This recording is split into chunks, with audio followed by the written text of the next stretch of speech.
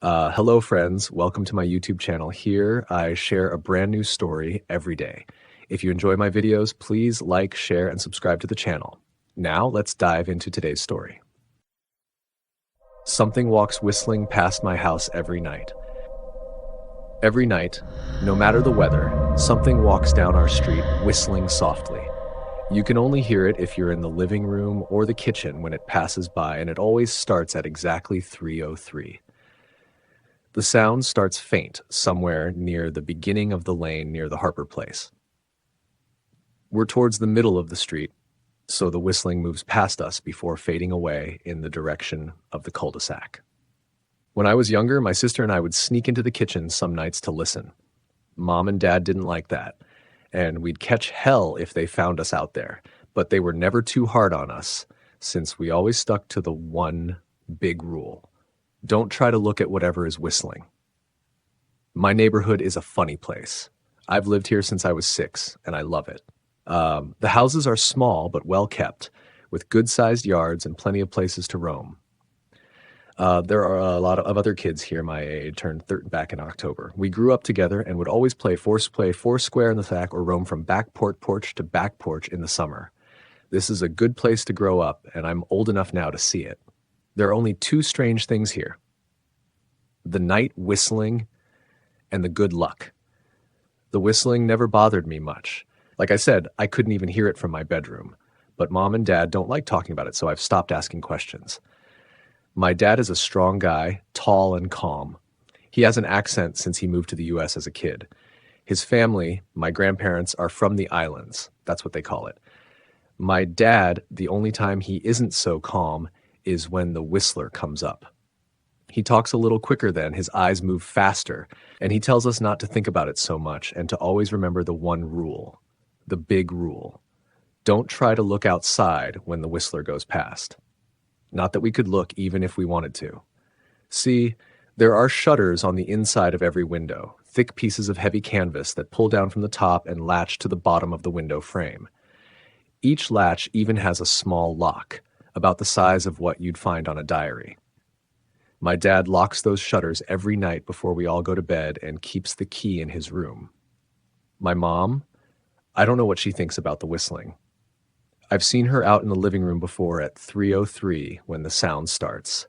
I can see her if I crack my door open just an inch to peek.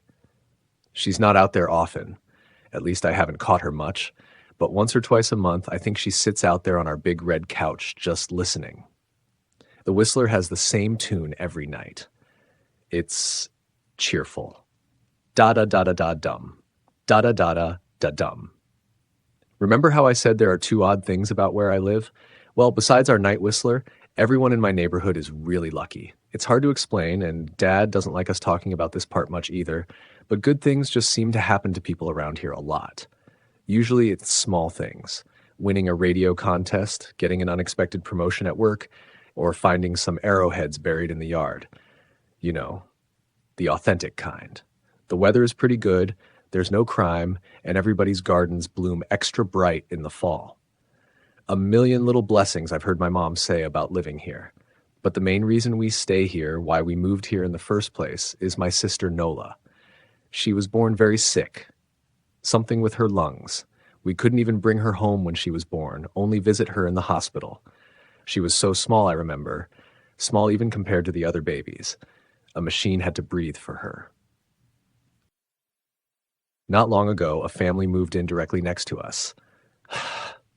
The previous owner, Mrs. Everett, passed away at age 105. She'd lived a good, long life. Our new neighbors seemed like they'd fit in just fine.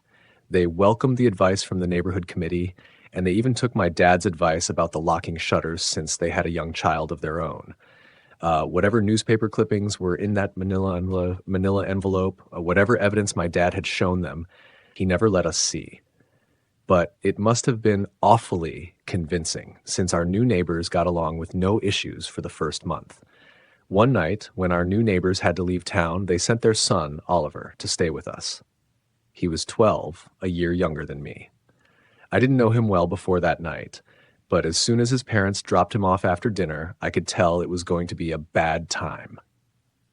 Do you know who is always out there whistling every night? Oliver asked the moment the adults left the room.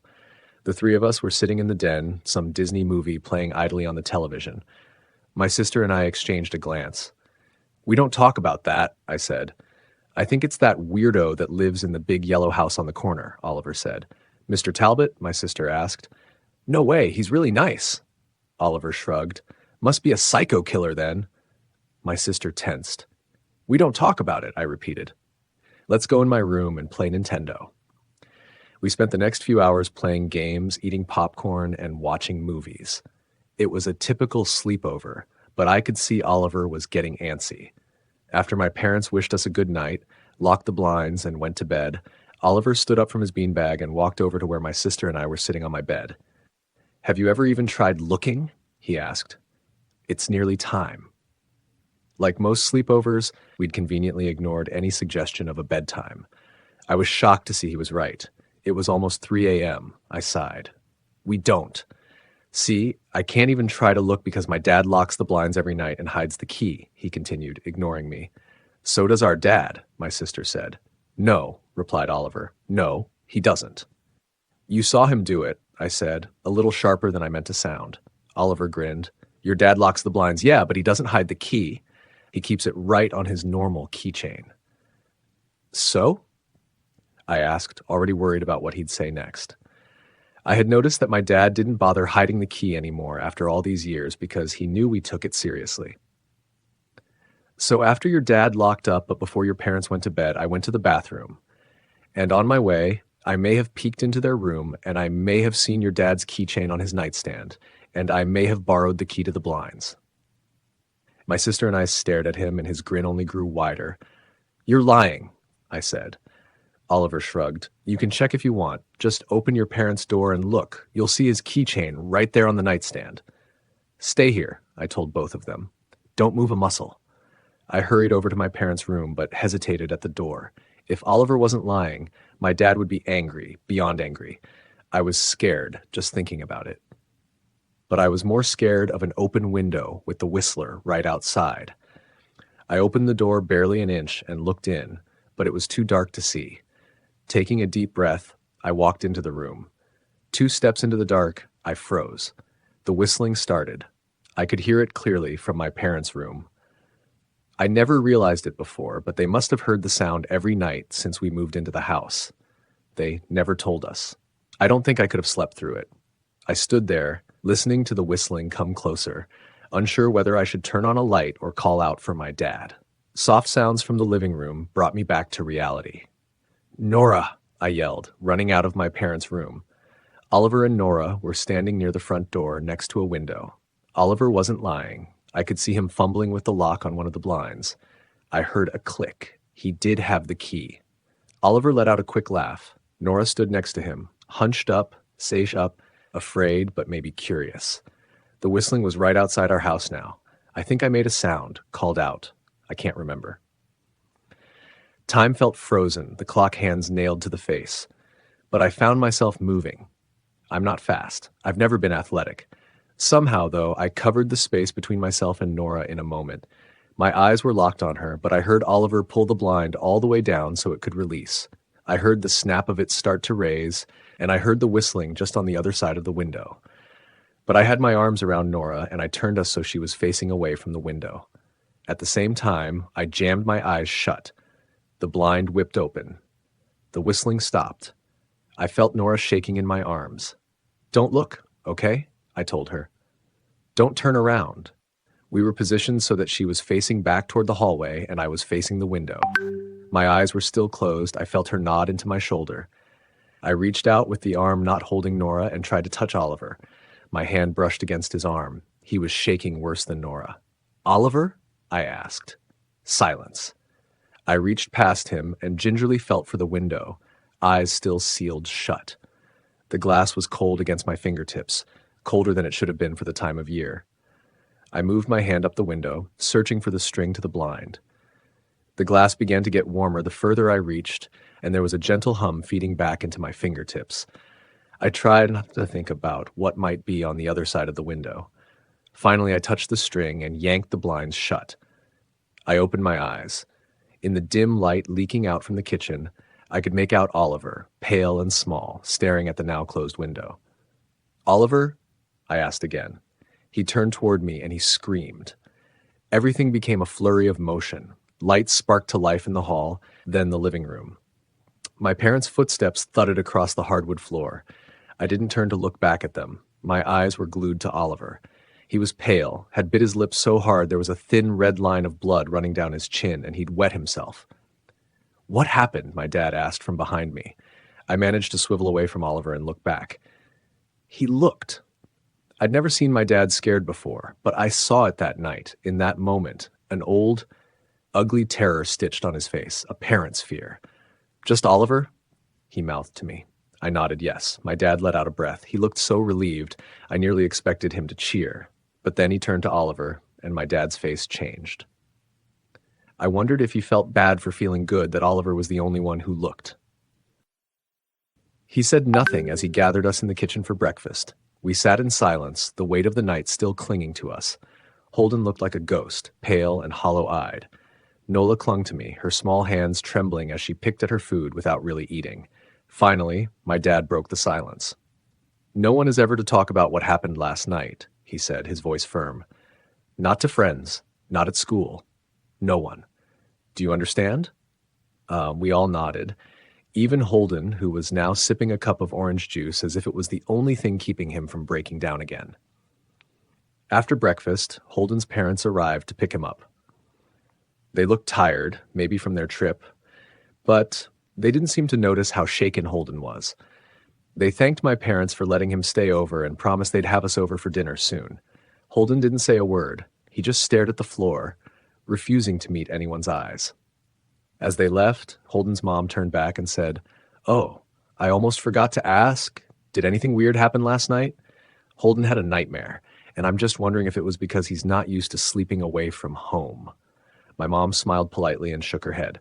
"Nothing at all. Just kids staying up too late watching movies." Holden glanced at me one last time before getting into the car, a look that said everything: fear, guilt, and an unspoken understanding that we'd never mention this again. Days turned into weeks, and soon enough, it seemed like things were back to normal. But the change was there. Holden didn't come around anymore, and even at school, he avoided me like I was carrying something contagious. I didn't blame him. Nola and I never talked about the whistling, not even to each other. But sometimes, when it was late at night and everything was quiet, I'd lie awake and listen. And every now and then, faintly, I could hear it, the whistling, far off in the distance, but still there, as if it was waiting. I never looked. We never even thought about going near the windows after dark. And the key to the blinds? My dad never left it out again. It stayed locked away where it belonged. But I knew deep down that none of that mattered because Holden had looked, and the whistler never forgets. This is a haunting conclusion that leaves the fear lingering long after the story ends. "Okay," he told us, "it's done." Holden's parents came back around lunchtime. My mom and dad walked Holden over to his house, and they all went inside for quite a while. Nola and I watched from the window. She stuck to me the whole day, right at my side, sometimes holding my hand. When my parents came back, they looked grim, but wouldn't tell us what they said to Holden's family. It was a Sunday, so we all spent the day together, ordered pizza, and watched movies. That night, everyone slept in my room, Nola and my mom in the bed with me, my dad in a chair he'd pulled over. There was no knocking that night or any night since. We didn't see much of Holden or his parents for the rest of that week, but by Thursday, there was a moving truck in their driveway. Nola and I watched them packing up the whole afternoon after school. What sticks with me most is how tired Holden and his parents looked. All three had the same pallor, grim mouths, and lightless eyes. Even from across the street, I could tell something was very wrong. Holden and his family were gone before sunset. I remember what the original welcoming committee said to my parents when we moved in. "Not everyone who looks at the whistler dies, but even those that live have the light go out of them, and the rest of their lives are full of misfortune. A million little tragedies." I think Holden's parents must have looked either to comfort him if they didn't believe or share the burden if they did. I watch Nola some days, happy and young and alive, and I wonder if I'd been slower, if she'd looked out the window that night, would I have looked too? To comfort her? To share that burden? I'm glad I don't have to find out. We still live in that house, in that neighborhood. We still hear our whistler walking past every night. The blessings, the luck, the good things here are too good to leave. But we're careful. We don't have friends over to spend the night anymore. And my dad hides the key to the blinds very, very well. Not that I've gone looking. Some things you just don't need to look for. The Haunting of Cedar Grove Lane. We've traded away so many outdoor adventures this year. Not that we're complaining too much. Protecting lives is more important than weekend escapes and the thrill of hitting the trails.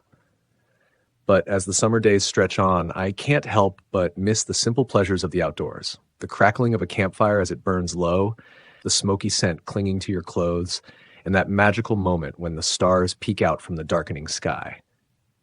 I miss the nights where stories flow as easily as the beer in the cooler, and the firelight makes every tale seem more vivid, more real.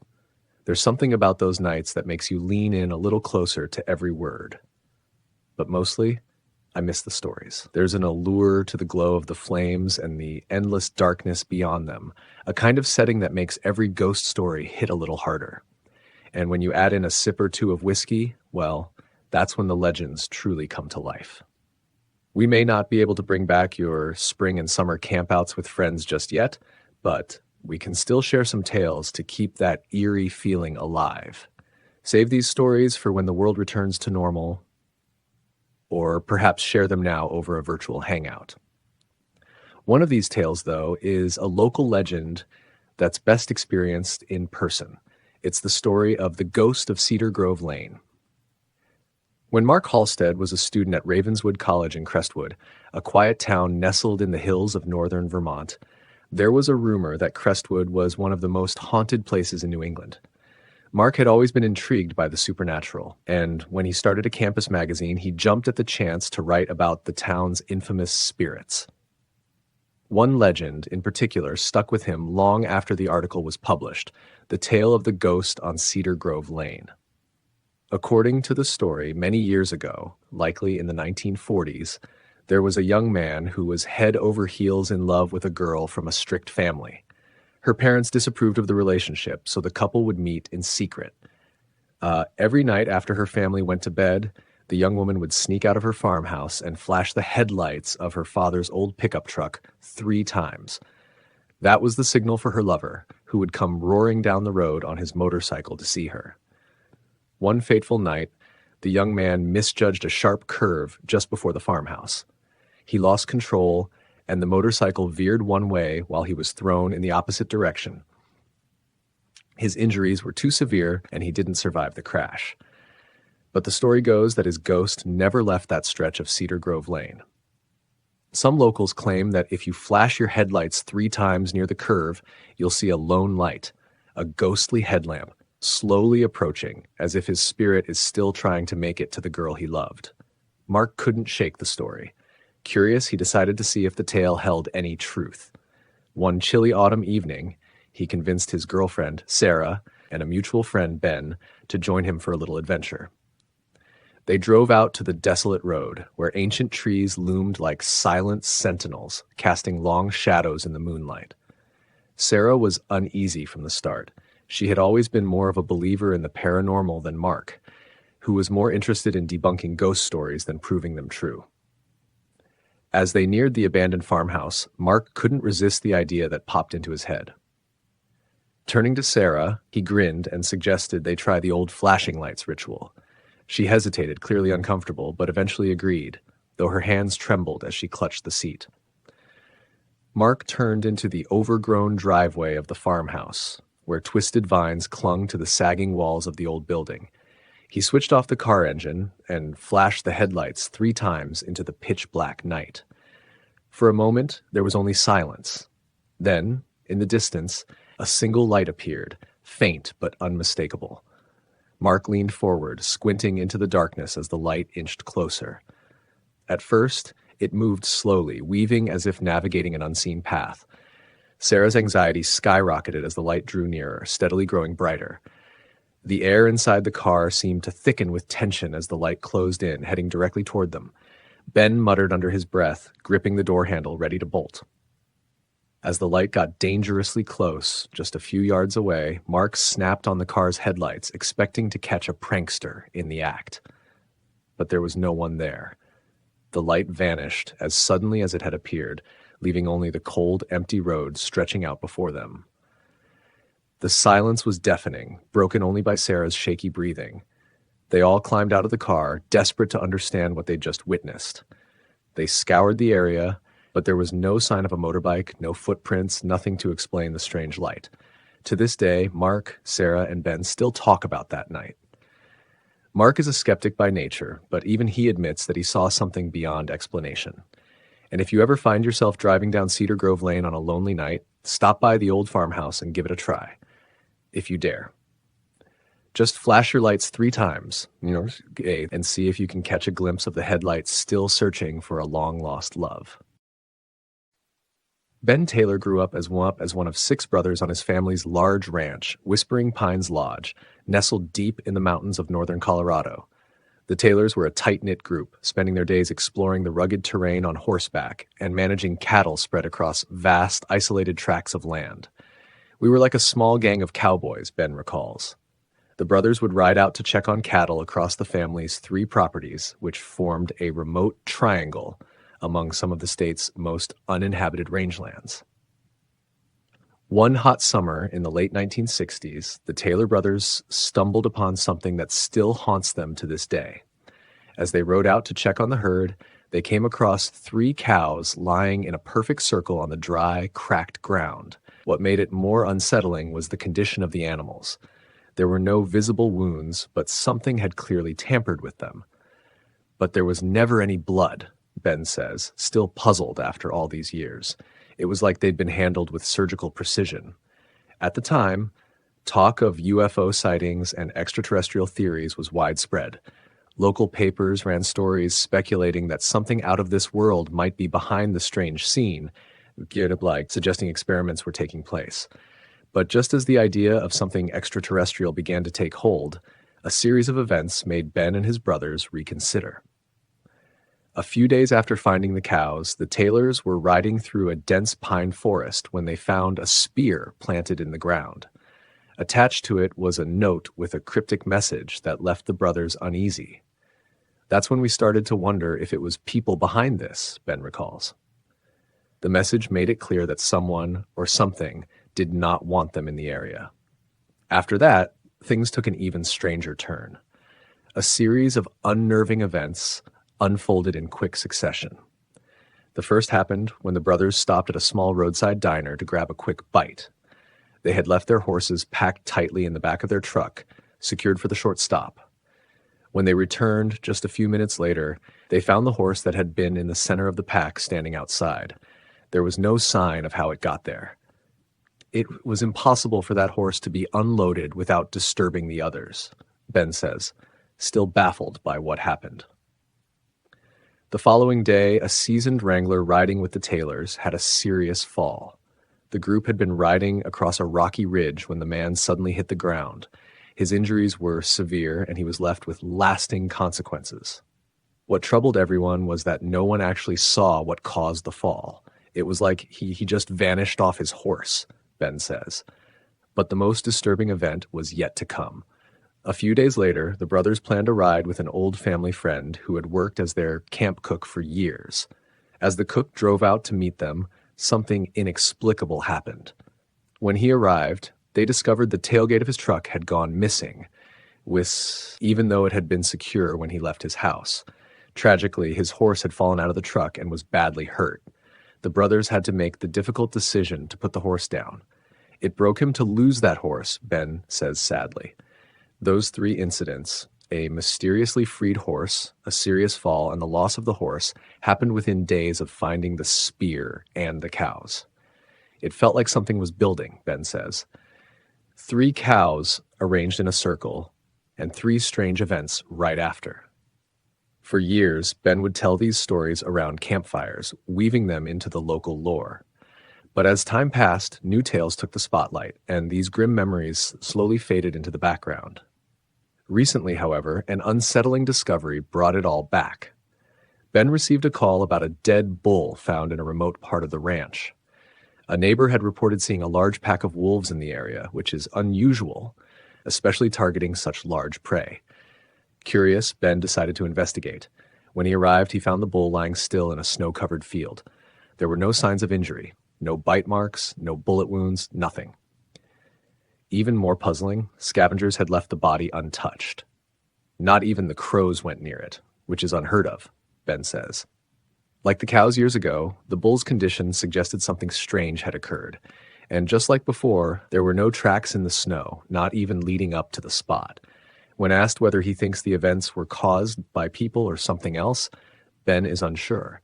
"I've seen what people can do," he says, his expression serious, "but I'd rather think it was something beyond us." After all these years, Ben still doesn't have answers. Whatever it was that happened back then, it left a lasting impact on Whispering Pines. The Ghost of Snow Peak Lodge. Throughout the world, ghost stories have a way of taking root in local folklore. One common tale is that of a wailing woman, often known by different names depending on where you are.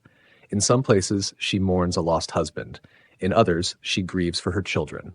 At Snow Peak Lodge, a remote ski resort tucked away in the Colorado Rockies, the wailing woman is known as Laura, and many locals claim they knew her before her tragic end. One of the lodge workers even said he dated her, recalls professional skier Dan Baxter, who first heard the story from a ski patroller who pointed out the very cabin where the legend originates. The tale begins on a clear day during the height of the ski season. Laura and her young son were eager to enjoy the slopes together. But as is often the case in the Rockies, the weather turned quickly. A thick fog rolled in from the valley, signaling the approach of a powerful storm. The dense clouds swallowed the mountainside, leaving Laura and her son disoriented and separated as they made their way down. In a panic, Laura began frantically calling out her son's name as she stumbled through the fog. Unable to see more than a few feet in front of her, she lost her footing on a steep slope and slid helplessly toward a rocky gully. By sheer luck, a nearby lift operator on his way back to his cabin spotted her, Baxter says. The operator feared the worst, but upon closer inspection, he realized she was still clinging to life, barely. Her body was covered in deep cuts from jagged rocks, and she could only manage to whisper her son's name. The lift operator carefully carried her to his cabin, which was just up the hill. He did his best to dress her wounds before running to get the town doctor. Together, the doctor and operator hurried back to the cabin, with the fog still heavy in the air. But when they arrived, the bed was empty. Only blood-stained sheets remained. Neither Laura nor her son was ever found, Baxter recounts. But to this day, those who work or stay near that cabin often claim to hear a woman's cries carried by the wind, calling out for her lost child. Baxter himself is a skeptic when it comes to the supernatural, yet every winter, when he returns to Snow Peak Lodge, something about the place unsettles him. Perhaps it's the way the lodge overlooks the old peaks, rumored to have been sacred ground for ancient rites, or maybe it's because he's read one too many eerie tales while holed up in his cabin during snowstorms. But when the wind howls through the trees and the snow whispers against the windows, he admits that sometimes, just sometimes, he can't be certain if what he hears is the wind or something more. Thanks for watching. Don't forget to subscribe to the channel, like, comment, and share the video. See you next time.